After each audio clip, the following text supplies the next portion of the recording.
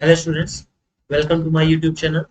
Students, इस time हम लोग वेरी इंपॉर्टेंट क्वेश्चंस डिस्कस कर रहे हैं ऑफ फिजिक्स, जिसमें आने वाले एग्जाम्स के लिए बहुत ही इंपॉर्टेंट क्वेश्चन हो सकते हैं। तो अगर अभी तक आपने वीडियो को शेयर नहीं किया है तो दोस्तों के साथ शेयर कीजिए, चैनल को सब्सक्राइब करिए, दोस्तों से भी कहिए वो भी सब्सक्राइब करें, ताकि ये जो इंपॉर्टेंट क्वेश्चंस हैं जो फर्स्ट टर्म एग्जाम्स के लिए बहुत ही इंपॉर्टेंट हो सकते हैं, वो अच्छे से उनको भी इसका फायदा मिल सके। ठीक है, वो भी इसका लाभ उठा सके। तो without any delay, let's begin. पहला क्वेश्चन है, कहा गया है कि a figure shows the electric field lines of force emerging from a charge body. ये जो फिगर है, ये इलेक्ट्रिक फील्ड लाइंस को शो कर रही है।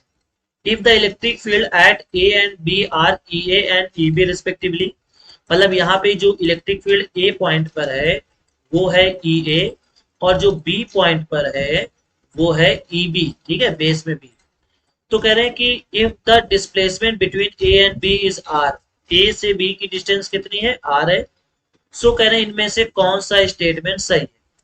तो हमें ये मालूम होना चाहिए, इलेक्ट्रिक फील्ड लाइंस जहां पे क्लोज होती है, यानी बहुत ज्यादा पास होती है, वहां पे इलेक्ट्रिक फील्ड स्ट्रॉन्गर होता है। कैसा होता है? स्ट्रॉन्गर होता है। तो अगर हम यहाँ पे बात करें रीजन की, तो यहाँ पे जैसे पॉइंट ए है, ठीक है, पॉइंट ए है और पॉइंट बी है।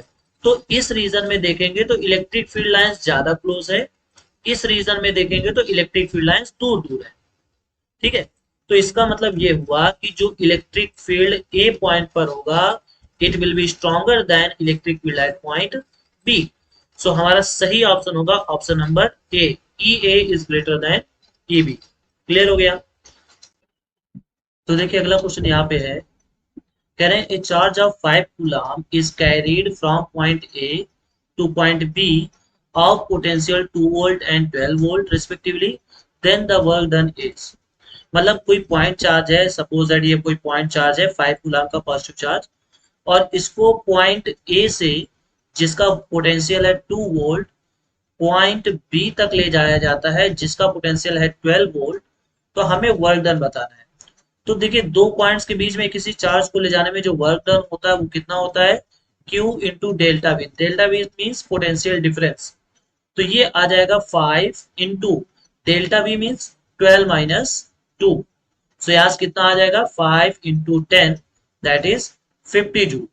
कितना आ जाएगा? 50 जूल। तो हमारा आंसर होगा ऑप्शन नंबर बी। अगला क्वेश्चन है, कह रहे हैं which of the following option is correct in a region of constant potential. अब बात ध्यान से समझिए, इन्होंने कहा है पोटेंशियल कैसा है? कांस्टेंट है। ओके, तो पोटेंशियल कांस्टेंट होने वाला, देखो पहला ऑप्शन क्या है कि the electric field is uniform. दूसरा ऑप्शन है the electric field is zero. तीसरा ऑप्शन है there can be charge inside the region. तो ये तो ऑप्शन हो ही नहीं सकता, क्योंकि अगर रीजन के अंदर चार्ज है तो निश्चित रूप से उसका पोटेंशियल बदलता रहेगा उस रीजन में। The electric potential shall necessary change if a charge is placed outside the region. तो देखिए सबसे पहले ध्यान समझिए, E इक्वल टू होता है माइनस का dB upon D R. E equal to minus dB upon D R. अच्छा, dB क्या होता है? dB होता है चेंज इन पोटेंशियल, और इन्होंने कहा है कि पोटेंशियल कैसा है? कांस्टेंट है। दैट मींस जो dB है वो जीरो है। पोटेंशियल कांस्टेंट होने का मतलब चेंज इन पोटेंशियल क्या है? जीरो है। तो उस केस में यहाँ पर जो इलेक्ट्रिक फील्ड भी आएगा वो का क्या होगा? जीरो। तो हमारा सही आंसर होगा जीरो। क्लियर है?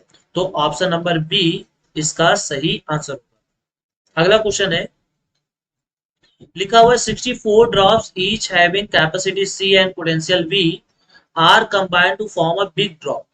If the charge on the small drop is small Q, then the charge on the bigger drop will be. देखिए ये क्वेश्चन जो है ये कई तरीके से पूछा जाता है। अब यहाँ पे किया क्या गया है समझिए, यहाँ पे कहा गया है कि भाई एक छोटे चार्जेस हैं, छोटे ड्रॉप्स हैं, हर एक ड्रॉप में चार्ज स्मॉल क्यू है, और ऐसे 64 ड्रॉप्स को मिला करके, कितने ड्रॉप्स हैं? 64 ड्रॉप्स को मिला करके एक बड़ा ड्रॉप बनाया गया है। तो उस केस में पूछा गया है कि इस बड़े ड्रॉप में चार्ज कितना होगा। ठीक है, देखिए यहाँ पे तो चार्ज पूछा गया है। हो सकता था यहाँ पूछ लेते पोटेंशियल कितना, या हो सकता था यहाँ पे पूछ लेते कि इस बड़े स्फीयर का कैपेसिटेंस कितना है। तो ये क्वेश्चन वेरी इंपॉर्टेंट क्वेश्चन है। इसको हम लोग पूरा सॉल्व करेंगे। पूरा सॉल्व करने का मतलब इन्होंने तो केवल चार्ज के बारे में पूछा है, हम लोग बड़े स्फीयर, जब बड़े जो बड़ा ड्रॉप है उसका पोटेंशियल भी निकालेंगे और उसका कैपेसिटेंस भी निकालेंगे। तो इस वजह से ये क्वेश्चन थोड़ा सा लेंथी बनेगा। ठीक है, तो देखिए यहाँ पे सबसे पहले हम बात करते हैं जो यहाँ पे पूछा गया है, वो पे क्या पूछा गया है, चार्ज। ठीक है, तो बताइए आपने एक थ्योरम पढ़ी होगी, कंजर्वेशन ऑफ चार्ज। तो by the conservation of charge, conservation of charge conservation of charge के हिसाब से charge neither be created nor be destroyed. तो अगर बताइए हर एक ड्रॉप में कितना चार्ज है, स्मॉल क्यू। ऐसे कितने ड्रॉप्स हैं, 64। तो ये 64 ड्रॉप्स मिल करके 64 क्यू चार्ज बना देंगे। यानी जो बड़े स्फीयर में चार्ज होगा वो होगा एन क्यू के बराबर, जहां एन का मतलब क्या है, number of drops. Number of drops, और क्यू का मतलब क्या होगा, चार्ज ऑन ईच ड्रॉप। तो हमारा सही आंसर हो जाएगा option number D, 64 Q. Clear है, ओके। तो ये तो हो गया भाई, चार्ज निकल आया 64 क्यू के बराबर। अब इसमें क्या कहा गया है, अब हम लोग यहाँ पे क्या निकालेंगे, हम निकालेंगे इसका कैपेसिटेंस बड़े वाले स्फीयर का। ठीक है, तो जैसे ड्रॉप्स जो होते हैं वो स्फेरिकल शेप के होते हैं। तो स्फीयर के केस में बताइए, अगर यहाँ पे छोटे छोटे ड्रॉपलेट्स को मिला करके एक बड़ा ड्रॉप बनाया जाएगा तो उसका वॉल्यूम तो फिक्स होगा। क्लियर है, तो यहाँ पे अगर बात देखी जाए तो बात 64 into 4/3 pi small r cube, ये हो गया टोटल छोटे ड्रॉप्स का volume, equal to 4/3 pi capital R cube. तो इससे यहाँ पे ये कैंसिल आउट, तो फाइनली जो कैपिटल आर आएगा वो आएगा 4R के बराबर। कितना आएगा, 4R के बराबर। ये बात समझ में आ गई। तो अब बताइए अगर कैपेसिटेंस की बात की जाए, कैपेसिटेंस की बात, तो कैपेसिटेंस क्या होता है, 4 पाई एप्सिलॉन नॉट आर के हिसाब से, 4 पाई एप्सिलॉन नॉट आर के हिसाब से। ये बात क्लियर है। तो जो पहले जो कैपेसिटेंस रहा होगा C1, वो आएगा 4 pi epsilon naught small r. और जो बाद में जो इसका कैपेसिटेंस बनेगा बड़े ड्रॉप का, वो बनेगा 4 pi epsilon not capital R. ठीक है, तो कैपिटल आर क्या है, तो कैपिटल आर किसके बराबर है, 4R के बराबर। तो यहाँ पे हम इसको लिख लेंगे 4 times 4 pi epsilon naught small r. ठीक है, इस आर की जगह पे हमने क्या रखा, 4R। तो बताइए C2 बराबर कितना आ गया, C2 बराबर आया है 4C1, 4C1। अच्छा, ये 4 कहाँ से आया, तो 4 आया था यहाँ पर जब हमने इसका स्क्वायर रूट लिया था। इसका मतलब अगर आपसे कैपेसिटेंस पूछा जाता है तो जो न्यू कैपेसिटेंस होगा वो होगा n की पावर 1/3 इनिशियल कैपेसिटेंस। ठीक है, इस फार्मूले को आपको याद रखना है, इस फार्मूले। अच्छा, वैसे ये बात समझ में आ गई होगी आपको कि यहाँ पे हम लोगों ने क्या किया, जब छोटे ड्रॉप्स मिल करके बड़ा ड्रॉप बनेगा तो उनका वॉल्यूम फिक्स रहेगा, तो वॉल्यूम को बराबर करके हमने स्मॉल रेडियस और लार्ज रेडियस में, मतलब जो स्मॉल स्फीयर का रेडियस है और लार्ज स्फीयर का जो रेडियस है, उसमें हम लोगों ने रिलेशन निकाल लिया। अब यहाँ से C1 और C2 किया, दोनों को डिवाइड किया, तो फाइनली ये रिजल्ट मिल गया। तो ये तो आंसर आ गया 4C1 के बराबर। C1 क्या है, पहले स्मॉल ड्रॉप जो है उसका कैपेसिटेंस। अब यहाँ पे फार्मूले की बात करते हैं, जो फार्मूला प्रूफ हुआ है यहाँ पर, कौन सा फार्मूला प्रूफ हुआ है कि अगर हमें नए ड्रॉप का कैपेसिटेंस बताना है, नए ड्रॉप का अगर कैपेसिटेंस बताना है, तो उस केस में फार्मूला निकला है यहाँ पे C n equal to n की पावर 1/3, जहां एन क्या है, तो एन है नंबर ऑफ ड्रॉप्स। अब सपोज दैट यहाँ पे 64 ड्रॉप्स ना होकर के होते 27 ड्रॉप्स, तो इसका कैपेसिटेंस कितना होता, तो इसका कैपेसिटेंस होता 27 की power 1/3 into C0। So finally आ जाता 3C0, फाइनली आ जाता 3C0। क्लियर है, तो देखो अभी हम लोग दो चीज पढ़ चुके हैं। पहली चीज कौन सी पढ़ी है कि अगर टोटल चार्ज निकालना है तो n इंटू क्यू, और अगर बाद का कैपेसिटेंस बताना है तो n की पावर 1/3 इंटू C0। ठीक है, इंटू में C0। क्लियर है, अब हम लोग यहाँ पे निकालेंगे क्या, कि अगर आपसे पूछ लिया जाए कि बड़े ड्रॉप का पोटेंशियल कितना होगा, बड़े ड्रॉप का पोटेंशियल। तो देखिए पोटेंशियल, ये जो तीनों फार्मूले आएंगे इनको आपको अच्छे से लिख लेना, मैं यहाँ पे लिखे दे रहा हूँ, बट इनको आपको अच्छे से लिख लेना है क्योंकि ये एमसीक्यूज में बहुत ज्यादा हेल्प करेंगे। तो पहला फॉर्मूला हम लोगों ने निकाला था क्या, कि जो बड़े ड्रॉप में चार्ज होगा वो n टाइम्स स्मॉलर ड्रॉप में जो चार्ज है, फिर बड़े ड्रॉप का जो कैपेसिटेंस होगा वो होगा n की पावर 1/3 स्मॉलर ड्रॉप का कैपेसिटेंस। अब हम लोग निकालेंगे यहाँ पे पोटेंशियल का। तो देखिए हमें इतना पता चल चुका है कि जो कैपिटल आर है ये 4 टाइम्स स्मॉल आर के बराबर होगा। क्लियर है? तो बताइए यहाँ पर चार्ज कितना होगा, चार्ज होगा 64 क्यू के बराबर। अच्छा अगर हम छोटे ड्रॉप का पोटेंशियल देखें v, तो v इक्वल टू होता है q बाई सी, यानी q upon 4 pi epsilon naught r. ये हो गया फॉर स्मॉल ड्रॉप, ठीक है, एक स्मॉल ड्रॉप के लिए।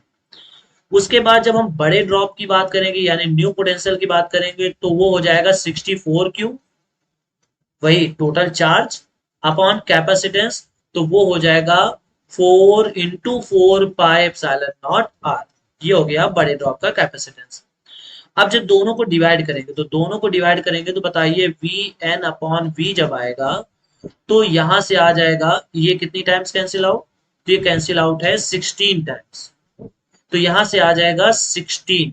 क्लियर है? बाकी सारी चीजें कैंसिल आउट हो जाएंगी। तो बताइए वी एन इक्वल टू कितना आया, तो वी एन इक्वल टू आया 16 वी।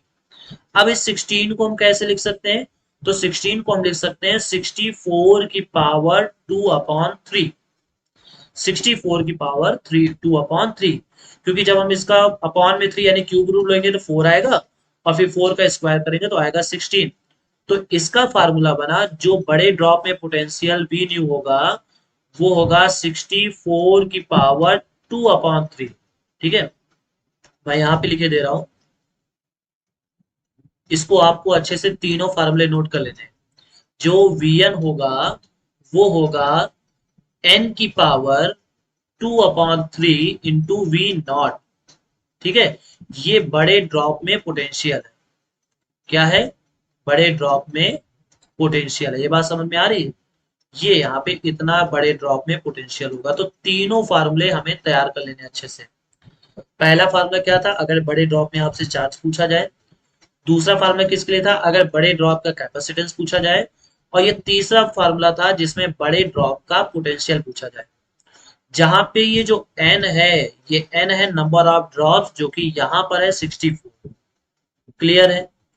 अगले क्वेश्चन पे बढ़ते हैं। अगला क्वेश्चन है, the radii of two metallic sphere A and B are R1 and R2 respectively. और जहां पे कह रहे हैं R1 greater than R2, they are connected by a thin wires, the system is given a certain charge, the charge will be greater। तो किसमें charge ज्यादा होगा? ठीक, अब बात ध्यान समझिए, होगा क्या समझिए। यहाँ पे जैसे मान लीजिए सपोज दैट, ये मान लिया कि स्फीयर 1 है जिसका रेडियस R1 है, ये स्फीयर 2 है जिसका रेडियस R2 है, और यहाँ साफ साफ दिख रहा है कि R1 is greater than R2। अब इसमें से कैपेसिटेंस किसका ज्यादा, इसमें से कैपेसिटेंस किसका ज्यादा होगा, तो जो C1 होगा it will be greater than C2।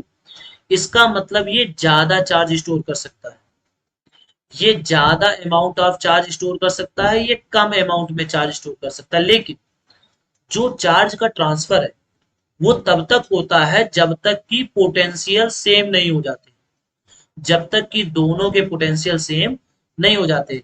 यानी दोनों में जब चार्ज का ट्रांसफर होगा तो तभी तक होगा जब तक कि इनके पोटेंशियल सेम नहीं हो जाते।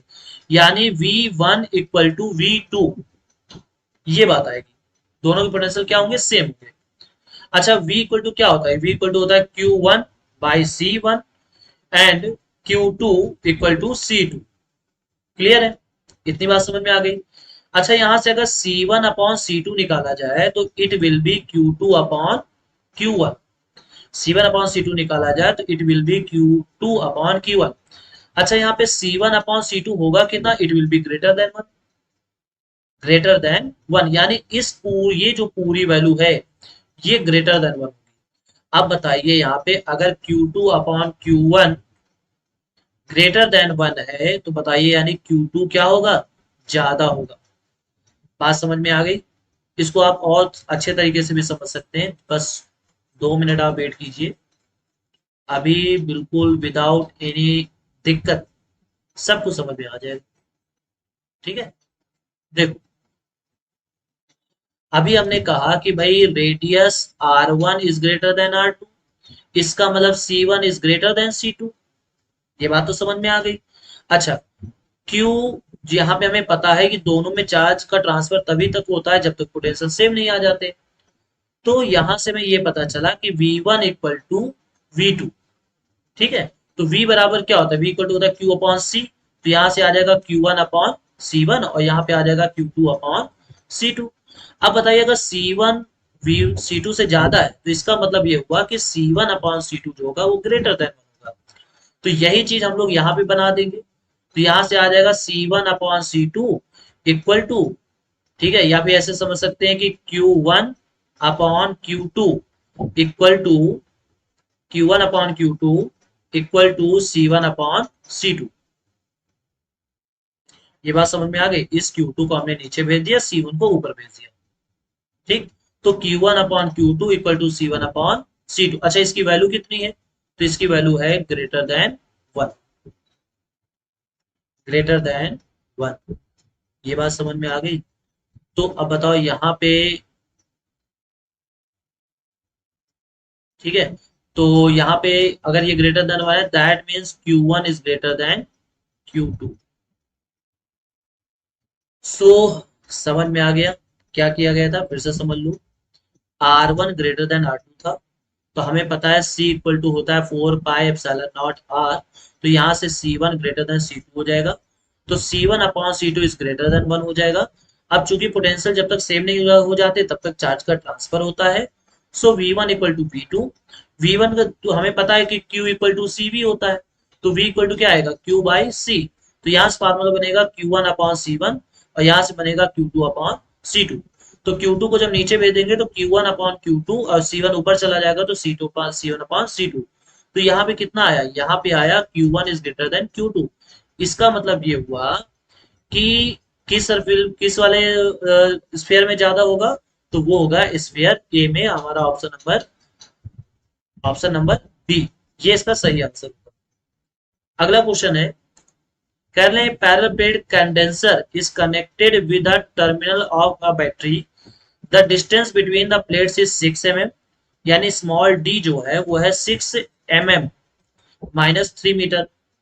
ठीक है, इफ द ग्लास जिसका डाई इलेक्ट्रिक कॉन्स्टेंट के, यानी के कितना है? तो के है 9, of 4.5 mm is introduce between them, यानी ये इसकी थिकनेस है कितनी? 4.5 mm। Then the capacity will become, तो कैपेसिटी कितनी हो जाएगी? ठीक है, तो देखिए जब किसी डाई इलेक्ट्रिक सब्सटेंस को पार्शियली इंट्रोड्यूस किया जाता है, पूरी तरह नहीं, पार्शियली। अब कैसे समझेंगे बताओ? 6 mm उसकी डिस्टेंस थी प्लेट के बीच की, और 4.5 mm यहाँ इंट्रोड्यूस किया जाए, तो सिंपल सी बात है ये कंप्लीटली फिल नहीं करेगा, ये पार्शियली फिल करेगा। तो पार्शियली फिल करने के केस में जो सी का फार्मूला होता है वो होता है A epsilon not upon D minus T plus T upon के। तो सारी वैल्यूज रखेंगे, तो यहां से आ जाएगा A epsilon not upon D. ठीक है, अच्छा डी की जगह पे कितना लिखेंगे? डी की जगह पे रखेंगे 6 माइनस थिकनेस कितना? 4.5 प्लस 4.5 अपॉन के, दैट इज 9। तो यहाँ से कितना आ जाएगा? ए एप्सिलॉन नॉट अपॉन, ये 6 में से 4.5 माइनस होगा तो 1.5, और जब हम इसको इसे डिवाइड करेंगे तो आएगा प्लस का 0.5, यानी ये आ जाएगा A epsilon not upon 2। A epsilon not upon 2। ये बात समझ में आ गई? अच्छा, ये तो आया बाद का, ये कितना आया? बाद का।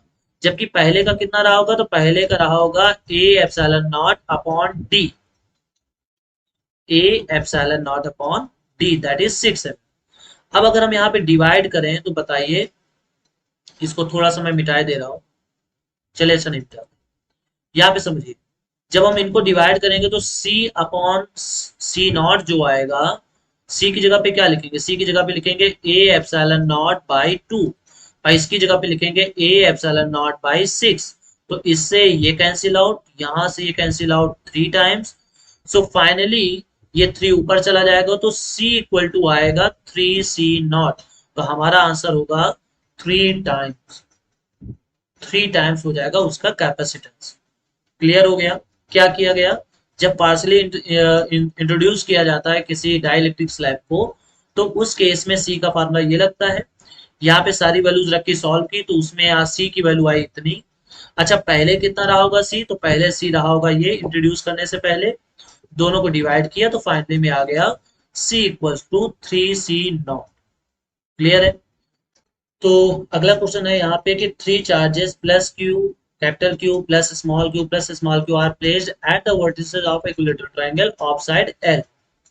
सो कहना है कि if the net electrostatic energy of the system is zero then Q is equal to. तो देखिए यहाँ पे हमने मान लिया कि ये एक इक्विलेटरल ट्रायंगल है, ठीक है, जिसमें मान लीजिए यहाँ पे कैपिटल क्यू है, यहाँ पे प्लस का स्मॉल क्यू है, यहाँ पे प्लस का स्मॉल क्यू है, और इसकी तीनों साइड जो है वो एल है। तो कह रहे हैं कि इस सिस्टम की टोटल इलेक्ट्रोस्टैटिक एनर्जी जीरो। तो यहाँ पर जो प्लस क्यू है इसको जब शुरुआत में लाएंगे तो कोई भी वर्क नहीं करना पड़ेगा क्योंकि यहाँ पे अभी कोई चार्ज ही नहीं है। जब दूसरा ये लाएंगे तो हमें काम करना पड़ेगा, कितना काम करना पड़ेगा, 1/4πε0 Q1 Q2/R। उसके बाद जब हम इस कैपिटल क्यू चार्ज को लाएंगे तो हमें दोनों के अगेंस्ट काम करना पड़ेगा। तो कितना काम करना पड़ेगा, 1/4πε0 Q1 Q2/R प्लस जब इसके अगेंस्ट काम करना पड़ेगा तब भी इतना ही काम करना पड़ेगा, Q1 Q2/R, क्योंकि इनके बीच की डिस्टेंस R है। अब कह रहे हैं कि जो टोटल इलेक्ट्रोस्टैटिक एनर्जी है सिस्टम की वो कितनी है, जीरो। तो हम यहाँ पे जीरो रख देंगे क्योंकि यही टोटल इलेक्ट्रोस्टैटिक एनर्जी निकली है। अब यहाँ पे होगा क्या, के और एल ये चले जाएंगे डिवाइड में, तो यहाँ से आ जाएगा Q square plus Q into small Q plus का Q into small Q equal to zero. तो यहाँ से 2Q इंटू स्मॉल क्यू ये कितना आ जाएगा, माइनस का Q square. So finally Q equal to आ जाएगा माइनस का Q/2, क्योंकि यहाँ ये Q से ये Q कैंसिल आउट हो जाएगा। सो कैपिटल Q इक्वल्स आएगा Q/2 माइनस का। तो हमारा सही आंसर होगा ऑप्शन नंबर 4। तो देखिए अगला क्वेश्चन है, a capacitor of 4 microfarad is connected as shown in figure. ठीक है, the internal resistance of the battery is 0.5 ohm. So करें the amount of charge on the capacitor plates will B.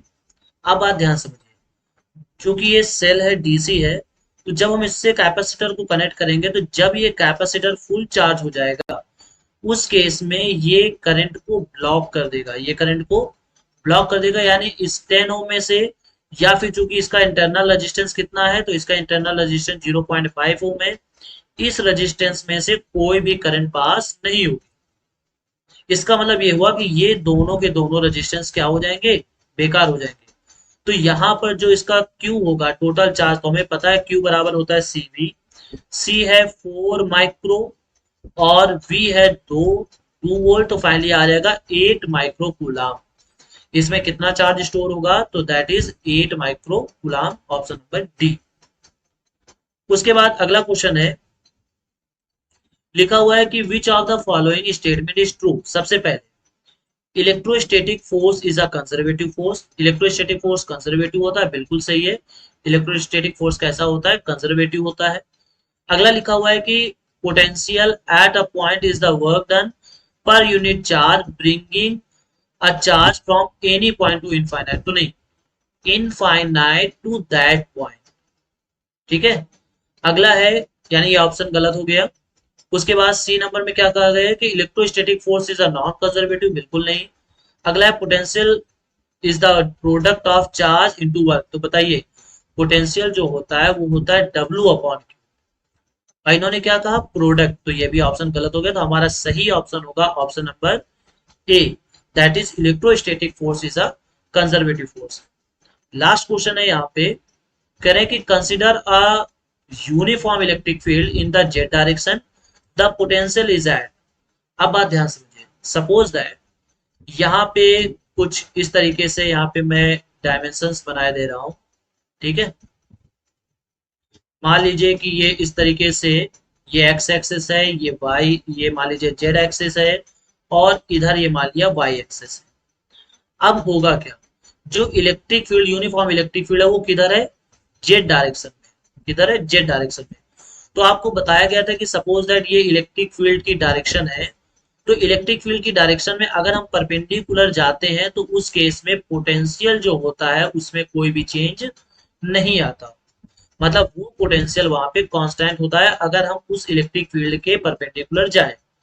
तो यहाँ पे जेड डायरेक्शन में इधर की तरफ इलेक्ट्रिक फील्ड है, इसका मतलब हम इधर जा रहे हैं, हम इधर जा रहे हैं, हम आगे जा रहे हैं, हम पीछे जा रहे हैं, तो सारे के सारे क्या होंगे, परपेंडिकुलर होंगे। तो उस केस में पोटेंशियल क्या होगा, कांस्टेंट होगा। पहला point, for any x for a given Z, given दिए गए जेड के लिए कोई भी एक्स। तो बताइए यहाँ पे अगर हम एक्स की तरफ बढ़ेंगे तो भी परपेंडिकुलर जा रहे हैं, एनी वाई, हम वाई की तरफ बढ़ेंगे तब भी परपेंडिकुलर जा रहे हैं, एनी एक्स वाई को मतलब हम इस प्लेन पे आ रहे हैं, तो बताइए तब भी तो परपेंडिकुलर बनेगा। तो हमारा सही ऑप्शन होगा ऑल ऑफ दीज, यानी इन सभी में जो पोटेंशियल होगा वो कांस्टेंट होगा। आज हम लोगों ने फिर से 10 इंपॉर्टेंट क्वेश्चन डिस्कस कर लिए हैं। इससे पहले वाला वीडियो नहीं आपने देखा है तो अभी आपको शो हो जाएगा, शो हो गया होगा, तो वो वीडियो भी आप देख सकते हो। और चैनल को सबसे ज्यादा से ज्यादा आपको शेयर करना है दोस्तों के साथ, ताकि उनको भी इसका बेनिफिट मिल सके। Have a good day.